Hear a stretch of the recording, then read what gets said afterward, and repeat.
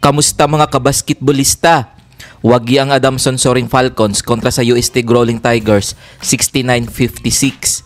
Best player of the game si AJ Franzman sa likod ng kanyang 11 points, 10 rebounds at 2 steals. Pinataob naman ng DLSU Green Archers ang Ateneo Blue Eagles 74-61. Best player of the game si Kevin Kiambao sa likod ng kanyang 13 points, 13 rebounds at 7 assists. Kung bago ka pa lamang sa channel na to, mag-like na at subscribe. Heto ang team standings as of September 15, 2024. DLSU Green Archers 3 wins 0 loss. UP Fighting Marons 2 wins 0 loss.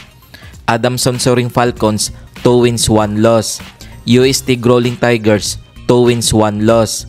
Kung umabot ka dito sa video na to, mag-like na at subscribe. NU Bulldogs 1 win 1 loss. FEU Tamaraws 0 win 2 losses.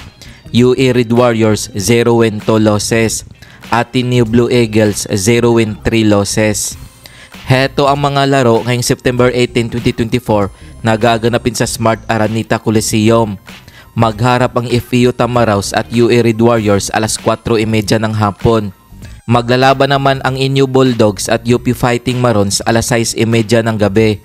Kung nagustuhan mo ang video na to, mag-like na at subscribe.